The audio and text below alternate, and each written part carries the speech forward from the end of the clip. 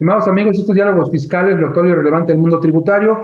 Hoy vamos a platicar con un especialista en el tema del entorno de la recaudación en México para 2021 y 2022. Quédense con nosotros.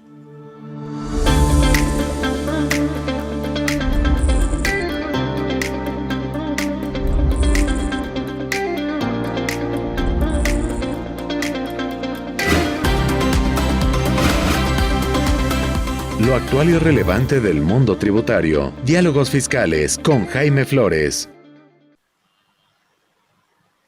Bien, como platicamos en la introducción del programa, hoy vamos a platicar de ese entorno de recaudación, de esas adecuaciones que se pretenden proponer al Congreso de la Unión como parte de un paquete económico para 2022 y que ha causado mucho ruido en el ámbito de lo tributario.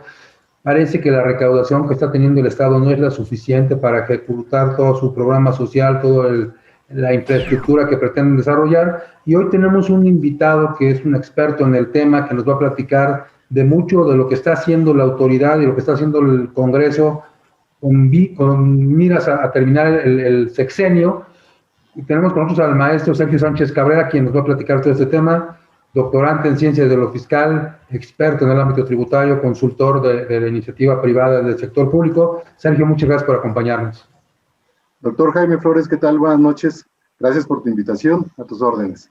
Gracias, Sergio. Y cuando platicábamos antes de iniciar el programa, me comentaba respecto de esa inquietud que además has planteado ya en distintos foros, de cómo va a vivir el gobierno esta segunda parte de su administración, de dónde va a tener los recursos para terminar obras que parecen interminables, que parece que no tienen fin, que no tienen un fin. Me refiero en cuanto a la parte económica, sobre todo porque son obras monumentales que muchos han cuestionado, y también para la parte social, que ha sido parte de la política de este Estado. Hay muchas cosas que ordinariamente tendrían que estar ocurriendo, las que siempre han sido necesidades de la población, como educación, salud, seguridad, más las que se añaden ahora por una perspectiva particular que tiene el Estado. Pero en esta época en que la actividad económica ha disminuido, en que hemos tenido los problemas de inicio de sexenio y después de la pandemia, parece que las fuentes de recaudación, si no hay una modificación de impuestos, no van a permitir que el Estado se sostenga, aunque ellos dicen lo contrario. Tú tienes una apreciación distinta, Sergio. ¿Cómo ves el entorno? Gracias, Jaime. Pues mira, para ser muy precisos, si nos ubicamos durante los primeros 3 años del gobierno, podemos ver claramente que en efecto no hubo nuevos impuestos, pero sí aumentó la recaudación el año pasado, aún así con la pandemia encima. Y esto, como sabemos, fue a causa de que se dedicó la autoridad tributaria a negociar con los grandes contribuyentes para poder tener los recursos de esas contribuciones que de alguna forma estaban omitidas, si estaban tal vez en algún tipo de litigio, y que de esta manera, pues la autoridad negociando pudo hacerse de estos recursos tributarios para solventar los gastos públicos y proyectar inclusive a un presupuesto de egresos para el próximo año, o para este año, perdón. De tal forma que de esta manera se fue conformando el gasto público. Hubo tal suerte que incluso para el tema de reactivación económica contamos con las remesas. Hoy en día, hasta 16,000 millones de dólares se han contemplado en remesas que ha recibido el país. Y esto, desde luego, ha reactivado la economía, porque como tú sabes, son recursos que sirven para el consumo y que de esta manera, pues la gente no deja de tener una actividad económica en ese sentido. Ahora, por otra parte, entonces, para este año, tenemos un escenario un tanto como diferente, puesto que ya se acabó el dinero que se tenía que haber recaudado por aquellos grandes contribuyentes. Tenemos aquí algo muy especial que también comentábamos en algún momento, lo del artículo 33, fracción 1, inciso I, en cuanto a la tasa de impuestos sobre la renta de referencia que tenían que pagar las empresas, pero sobre todo los grandes contribuyentes. Y en ese sentido, desde mi punto de vista, considero que no está muy bien planteado en cuanto a la tasa que se propone, casi un 4%, como límite para el pago del impuesto sobre la renta de los grandes contribuyentes, y que además tomar como parámetros de 2016 a 2019 pues no es como que la comparativa adecuada, puesto que fueron otras épocas económicas de México.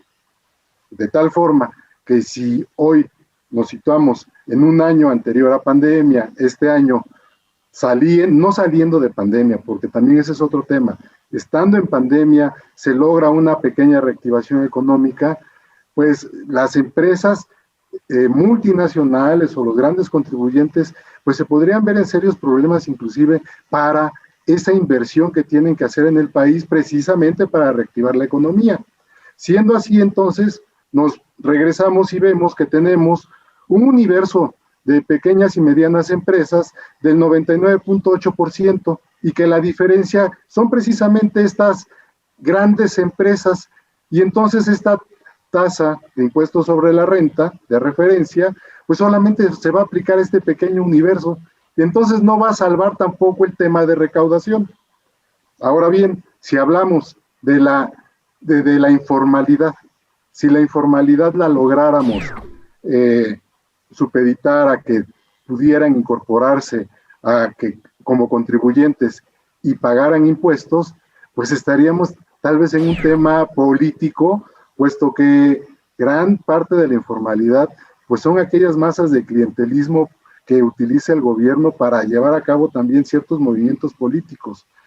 Muy difícilmente considero que se pueda afectar a ese sector en cuanto a que la formalidad tenga que contribuir pagando impuestos. He pensado entonces que creando fuentes de empleos, estamos hablando de inversión, se pueda llevar a cabo este tema de contribución y en consecuencia y por ende también se vean beneficiados estos sectores de población por el bienestar social como es la seguridad social, la seguridad médica, ¿sí? Por el seguro social en tal caso. Así que yo creo que muy difícil llevar a cabo una reforma fiscal para efecto de obtener más recursos, lo veo en el sentido de que hay que pensarle un poco más. Tenemos otro asunto, por ejemplo, del tema del G7 respecto a las plataformas tecnológicas. Se está proponiendo gravar un impuesto a las plataformas tecnológicas del 15%.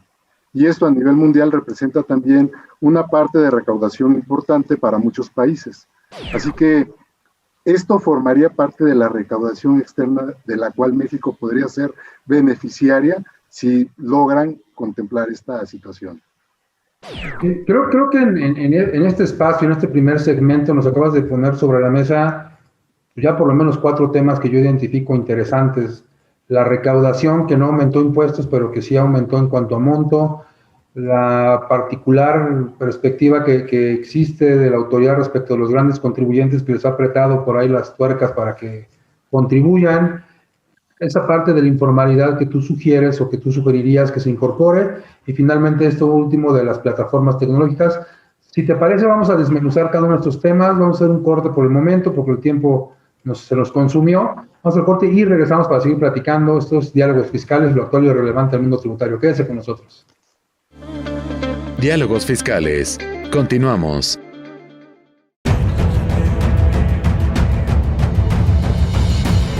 En 1986 nació Información Dinámica de Consulta con la misión de dar información a profesionales del ámbito jurídico. Evolucionamos contigo y en 2001 logramos informarte en tiempo real gracias al nacimiento de IDC Web. Dimos paso en el 2016 a Foro IDC, un evento de alto nivel para el impulso de la competitividad del empresario mexicano. En 2017 unificamos cada avance bajo el dominio www.idconline.mx. Hoy puedes encontrarnos en múltiples plataformas con información vanguardista y especializada para capacitar e informar a los elementos clave de las empresas.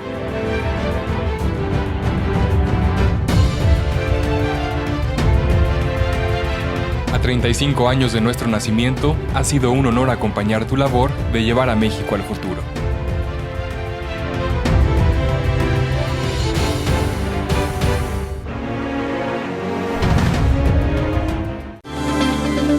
Regresamos.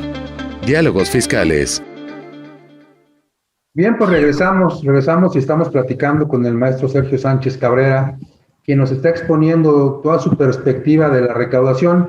Y comentaba Sergio que algo que parece difícil y que sin embargo se logró es que sin aumentar impuestos en plena pandemia, siguiendo a un año en que el Producto Interno Bruto decreció, hubo una recaudación mayor, un crecimiento de 2019 a 2020 en términos reales, que no tendría una explicación lógica, sin embargo tú lo encuentras en la fiscalización. Hay una recaudación que se fundamenta principalmente en los impuestos de carácter federal, ya no nos recargamos tanto en el petróleo. ¿Cuáles son los principales impuestos e incluso cuál señalarías tú como el principal impuesto que se paga en nuestro país? También mencionaste esta famosa disposición del artículo 33 de las famosas tasas efectivas de impuesto. ¿Cuál es el principal impuesto? ¿En qué consiste? ¿Qué esperamos de ese impuesto en el futuro? Sí, mira Jaime, yo quisiera concluir también con una forma de tributar diferente que pudiera existir para poder recaudar contribuciones, refiriéndome al sector minero. El sector minero está concesionado y además por esa concesión que tiene un costo, también hay una recaudación muy baja, una tasa impositiva del 7%. Y entonces este sector se ve beneficiado de una forma inequitativa respecto a los demás contribuyentes, con una tasa del 7%, explotando un recurso natural, mismo de que se beneficia con la venta, y obviamente, como sabemos, en mercados internacionales, pues esto tiene gran importancia por los precios de los metales, llámese oro, plata o cualquier otro, y que pues el sector yo creo que debería haber más bien una reforma en el sector minero para poder lograr más recaudación por parte de este tipo de contribuyentes. Ahora, si nos referimos a los impuestos, como tú me estás comentando, y también como en preámbulo señalabas respecto a lo que pasó 2019 y 2020 respecto al Producto Interno Bruto, yo mencionaba hace un momento las remesas. También fuimos muy afortunados en recibir remesas del extranjero y esto niveló precisamente esta balanza para que México no tuviera ese descalabro en cuanto al Producto Interno Bruto, porque se reactivó la economía de alguna manera. Si nos referimos ahora a los impuestos, ¿qué impuesto podría ser como el más importante que pudiera haberse afectado o beneficiado para recaudar? Pues seguramente el impuesto sobre la renta jugaría un papel muy importante y el IVA. Pero no olvidemos que también tenemos impuestos como el impuesto especial sobre producción y servicios, que en su principio fue desvirtuado. ¿Por qué? Porque para lo que fue creado y lo que se hubiera recaudado del mismo no fue encaminado para este fin. De tal forma que, desde mi punto de vista, yo creo que hace falta más transparencia inclusive por parte del gobierno para hacer esto que le llaman accountability y decirnos en qué se gastó el dinero, los recursos que provienen de las contribuciones, cada peso y centavo en qué se empleó, ¿sí? De tal forma que pues no veamos la mezcla de todos los impuestos en una canasta y de pronto pues se tenga que llevar a cabo el ejercicio del gasto público, porque finalmente también si nos damos cuenta en el ejercicio de este gasto público, lo más caro que es para el gobierno pues es el sistema de pensiones del mismo gobierno. Tienen que pagar una cantidad millonaria, si no mal recuerdo estábamos hablando de 800,000 millones de pesos para 2021, o 750,000, fueran 3/4 partes de lo que formaba parte de lo que era el presupuesto de egresos. Así que hay que medir el gasto también, esa sería otra situación que tendríamos que contemplar para que se pueda llevar a cabo pues una recaudación, transparencia en cuanto a la recaudación misma y luego tratar de reacomodar los gastos que se tengan que efectuar. Y si nos vamos a dirigir a los gastos, pues hay que ver también la parte del tema social. Entonces, ¿a quién se le va a regalar dinero? Porque también hemos salido como madres de buena caridad a regalar dinero a El Salvador, a Nicaragua, etcétera. Y pues es dinero que hace falta en el país finalmente, porque no tenemos seguridad, como acabas de mencionar, el tema de salud, ¿sí? La parte educativa está también muy descuidada. Y bueno, si consideramos inclusive que pudiera venirse encima una tercera ola, como se pueda prever. Imagínate, va a volver a detener todo el sector económico y nos vamos a ver como en principio hace un año, ¿sí? Todo detenido. Y entonces eso sí va a ser más grave. No va a haber recaudación, no va a haber fuentes de empleo, no va a haber actividad económica. ¿Y qué va a pasar entonces? Ya también es un tema en donde nosotros como contribuyentes, como ciudadanos, pues jugamos un papel muy importante por la misma responsabilidad que jugamos en cuanto al papel de cuidarnos. Pero si nos referimos todavía un poco más a fondo al tema del exceso de fiscalización, Jaime, pues yo creo que podría referirme, como lo iba a hacer, al asunto de la reforma a la subcontratación, que de ahí emanan muchísimas cosas que, bueno, si gustas vamos a platicar seguramente en el siguiente corte. Sí, yo te comentaba, ¿qué tiene que hacer el Estado? Porque viene una reforma fiscal que ya está prácticamente pactada con el sector empresarial desde que inició esta administración, en donde se dijo, efectivamente, como comentas, que los primeros 3 años no iban a ser objeto de ninguna modificación en el ámbito tributario. Sin embargo, esos 3 años están a punto de llegarse, ya vamos a la segunda parte, y el 1 de septiembre, ordinariamente, se entrega el paquete económico con el inicio de la nueva legislatura. El Ejecutivo le entregará el paquete económico a la Cámara de Diputados, y a partir de ahí puede sentarse en una nueva era en materia de recaudación. Sin embargo, la promesa es no va a haber más impuestos, aunque siempre esperaríamos una reforma fiscal integral, que incluso no tuviera el carácter de reforma fiscal, porque eso implica meramente la parte de recaudación, sino que esperaríamos una reforma hacendaria, en donde la forma de obtener los recursos fuera diferente, la forma de administrarlos y después la forma de aplicarlos. Sin embargo, me parece que la forma de aplicarlos seguirá la misma tendencia, orientando una buena parte al ámbito de lo social. La parte de la administración pues seguirá teniendo esa opacidad que ha tenido la administración de los recursos a falta de transparencia.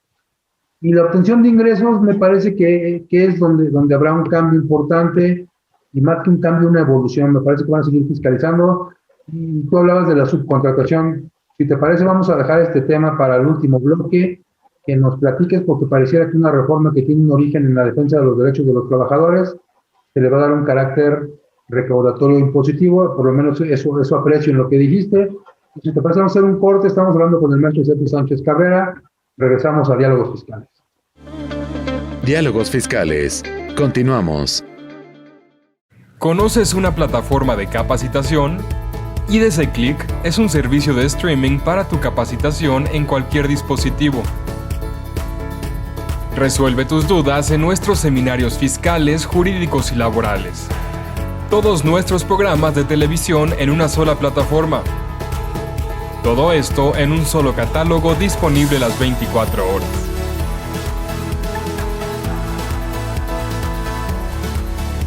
Únete a la familia IDC con la mejor plataforma para una capacitación completa. IDC Click, tu mejor opción.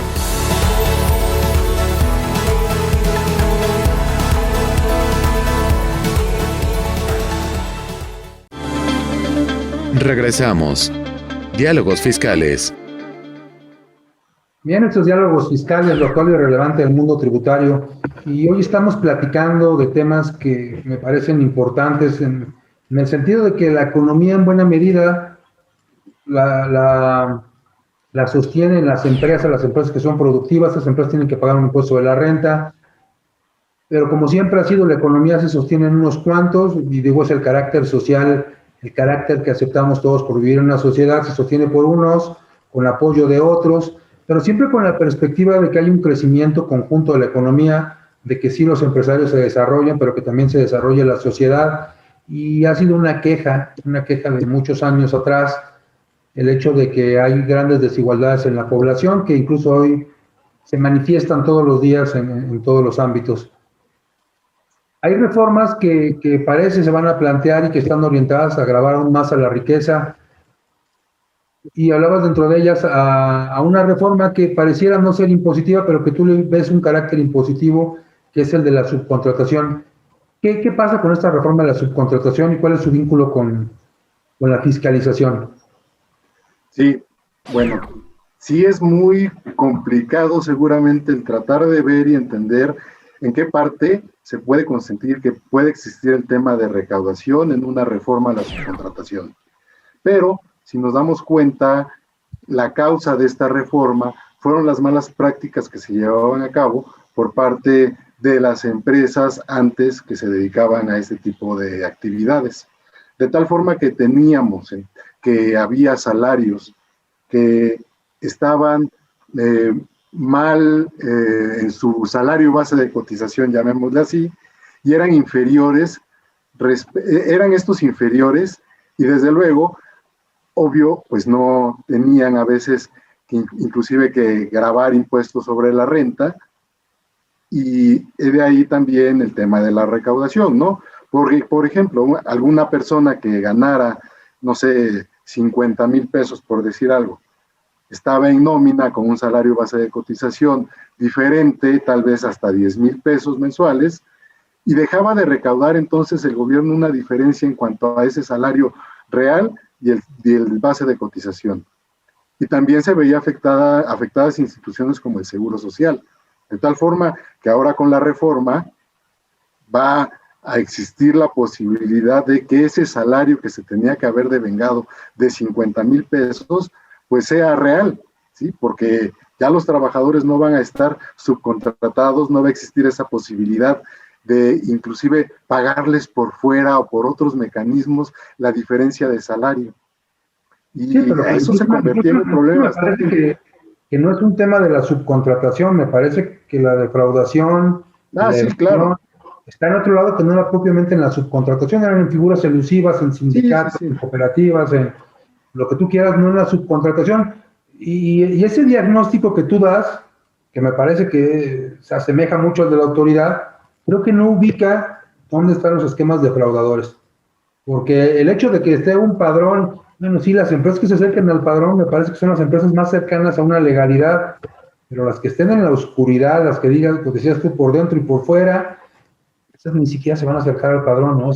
No, sí, claro, y entonces van a caer en temas de simulación, que es en lo que precisamente te referías, ya delitos de otro tipo, penales, ¿no?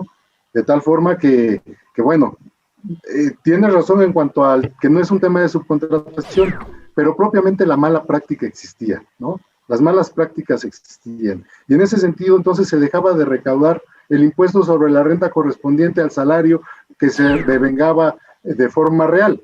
E iba a decir, al contribuyente, al empleado, se le ocasionaba también un problema de discrepancia fiscal, porque obtenía un ingreso que era acumulable. Faltaría ver si estamos hablando del pasado, ¿no? Sí, totalmente de acuerdo. Finalmente digo, esto regula un ámbito que estaba medianamente controlado. Así es. Están haciendo prácticas. Sí, no, definitivamente esta parte seguramente va a seguir existiendo y me queda claro que como país y como mexicanos siempre va a haber el ingenio para poder llevar a cabo alguna mecánica elusiva para beneficio de las empresas, los patrones, etcétera, ¿no? Pero bueno, entonces, si nos referimos al exceso de fiscalización por medio de estos mecanismos, que puede ser la reforma a la subcontratación, podría yo también citar, como acabas de mencionar, que algunas empresas se van a ver obligadas para cumplir con el padrón de incorporarse en la Secretaría del Trabajo a los servicios especializados, a prestar servicios especializados, pues se van a tener que enfrentar a situaciones como tener al día el cumplimiento de sus obligaciones fiscales, ¿sí? Tipo de recaudación indirecta, ¿sí? Van a tener al día también su opinión ante el Seguro Social, igual, recaudación, ¿sí? Seguramente el porcentaje correspondiente a la nómina en cada estado tendrán que cumplirlo. Van a tener que estar completamente al orden y al día en cuanto al cumplimiento de sus obligaciones fiscales. Ahí viene esa parte de recaudación, ¿sí? Ahora, va a haber otros gastos que va a tener que llevar a cabo el empresario en cuanto a organizar y tener un departamento de recursos humanos y que además tiene que analizar si se va a tratar o no también de empleados que tenga que contratar con mano de obra o servicios especializados, porque si no nos vamos a meter en un tema de la no deducibilidad, ¿sí? Y cuando hay no deducibilidad, pues la tasa base del impuesto sobre la renta, se va a ver incrementada, ¿sí? Por aquellos no deducibles. Y el tema de fiscalización, entonces, de las visitas por parte de la autoridad para con los contribuyentes, pues va a ser muy socorrida por muchas situaciones en ese sentido. Entonces, ahí tenemos claramente los objetos de fiscalización, de recaudación, que yo vislumbro que de forma indirecta pueden existir para con los empresarios, los contribuyentes. Entonces, una reforma que esencialmente nació como laboral, la autoridad encontró cómo castigar, cómo sancionar en donde duele el contribuyente. No deducibilidad, no acreditamiento y por consecuencia mayores bases y mayores pagos. Por supuesto, Claro. No es tanto la búsqueda por el beneficio del trabajador, sino un ámbito meramente recaudatorio, y creo que en eso coincidimos. Sergio, pues te agradezco mucho que nos hayas acompañado y que nos hayas planteado este panorama, este punto de vista muy personal que tienes de lo que se viene y en lo cual coincido en muchos de estos aspectos. Y bueno, pues como siempre, dejarte la puerta abierta para que nos acompañes en otras emisiones de Diálogos Fiscales. A la gente que nos acompañó, muchas gracias. Los esperamos la próxima semana en una emisión más de Diálogos Fiscales. Hasta la próxima.